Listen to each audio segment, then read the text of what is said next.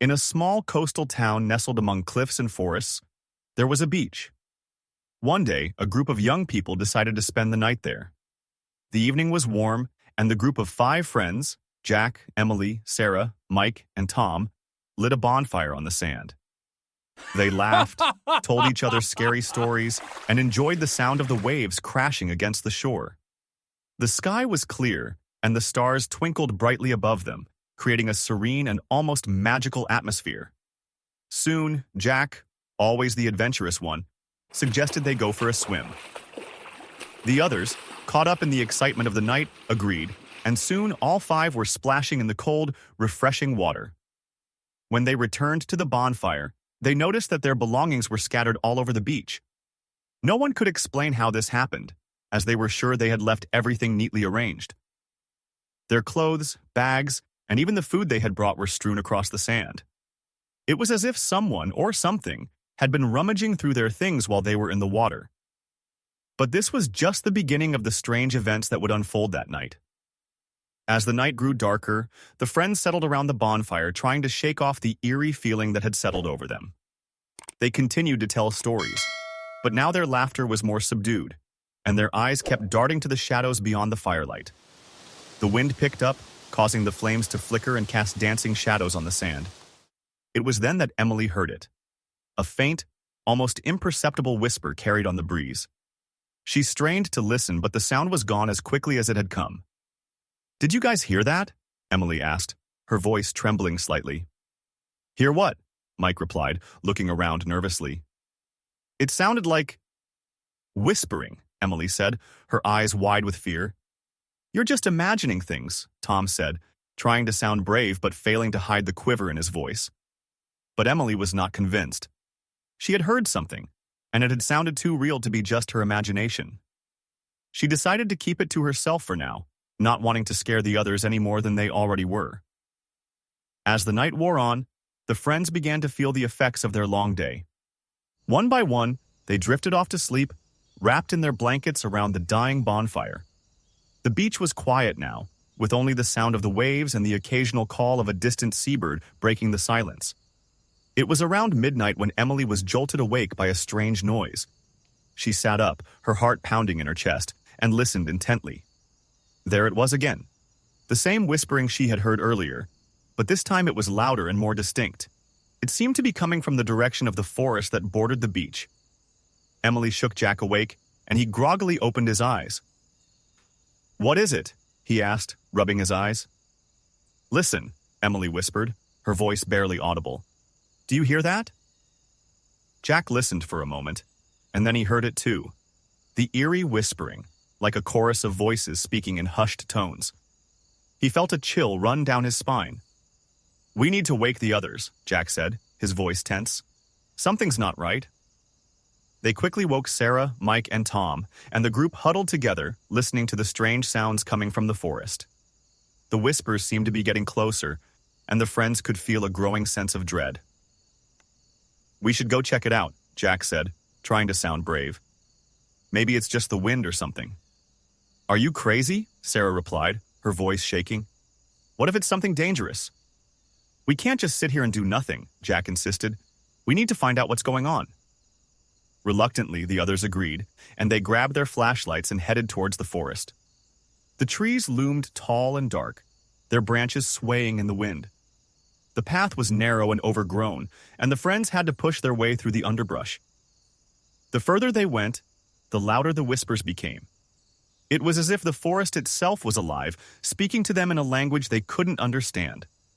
The air grew colder, and the friends could see their breath in the light of their flashlights.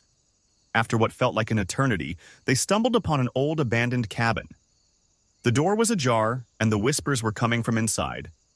Jack, the bravest of them, decided to go inside. The others stayed outside, trembling with fear. Inside the cabin, it was dark and damp.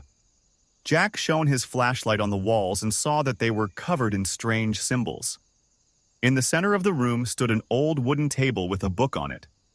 Jack opened it and saw that the pages were filled with writings in an unknown language.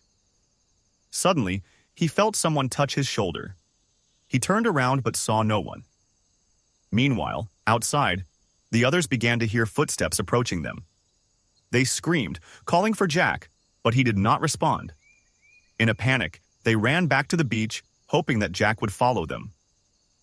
When they reached the bonfire, they saw that it was almost out. They decided to wait for Jack there, but he never returned.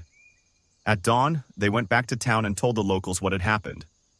The locals just shook their heads and said that no one had ever returned from Ghost Beach if they dared to spend the night there. Jack remained missing, and his friends would never forget that terrifying night. Since then, no one has dared to visit Ghost Beach, and it remained abandoned and forgotten. But sometimes, on quiet nights, you can hear whispers coming from the shore and see shadows gliding across the sand. They say these are the souls of those who dared to disturb the peace of this place.